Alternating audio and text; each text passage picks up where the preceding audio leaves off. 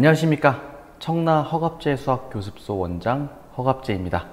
이제 곧 여름방학이 시작됩니다. 저한테 이런 질문들이 굉장히 많이 옵니다. 중학생인데요. 여름방학에 수학을 어떻게 공부해야 할까요? 여름방학은 수학 실력을 수직 상승시킬 수 있는 절호의 기회입니다. 학기 중엔 너무 바빠요. 본인의 클래스를 계단식으로 상승시키기 위해서는 반드시 방학의 도움이 필요합니다. 자, 근데 그럼에도 불구하고 여름방학을 허송세월로 보내는 친구들이 굉장히 많습니다. 특히 중학생들에게 여름방학은 수학의 대역전극을 만들 수 있는 기회이기도 합니다. 자, 그렇다면 중학생 친구들은 여름방학을 어떻게 보내야 될까요? 제가 크게 4가지 공부법을 말씀드리도록 하겠습니다. 자, 이런 질문이 굉장히 많죠. 선행학습은 해야 할까요? 그렇습니다. 선행학습은 필요 없다라든지 이런 이야기들은 듣기 좋은 거짓말에 불과합니다. 자, 그러면 선행학습은 과연 얼마나 해야 할까요? 제가 딱 정리해 드리겠습니다. 선행학습은 본인의 학년에서 적어도 1년 이상의 공부를 해두는 것이 좋습니다. 자, 단순히 개념만 아는 정도가 아니라 시중 문제집 중에서 가장 유명한 센 수학 정도, 그 정도 문제집을 90% 이상의 정답률로 맞출 수 있도록 공부를 해두셔야 됩니다. 자, 다만 아주 과도한 선행을 추천하는 건 아닙니다. 초등학생이 고등학교 내용을 공부해야 한다라든지 고등학교에 입학하기 전에 미적분까지 다 끝내야 된다라든지 그런 이야기는 아닙니다. 중요한 것은 현행 교과 과정을 충실하게 이행하면서 선행 과정을 병행해야 한다는 거죠.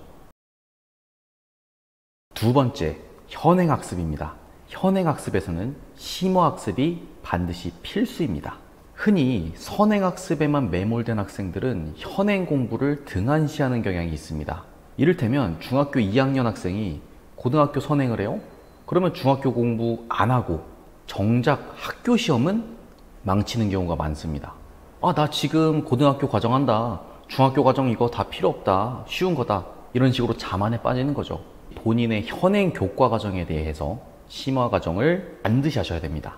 특히 중학교 2학기는 우리가 흔히 중학교 도형이라고 부르는 기하 파트를 공부하는 때입니다.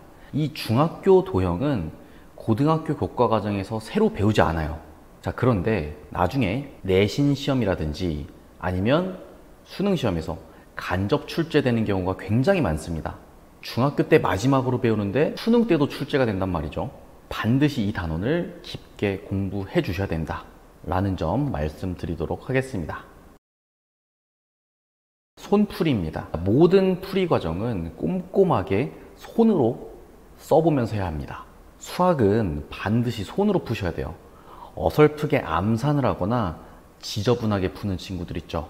반드시 계산 실수가 생깁니다. 자, 실수로 답을 틀렸다는 학생들은 풀이가 언제나 지저분해요. 글씨체를 예쁘게 쓰라는 게 아닙니다.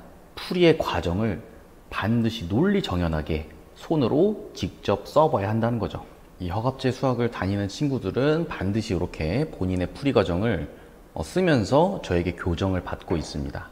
자, 본인의 풀이 과정을 꼼꼼하게 정리해 두고 논리적인 비약이 있는지 스스로 체크를 하셔야 돼요.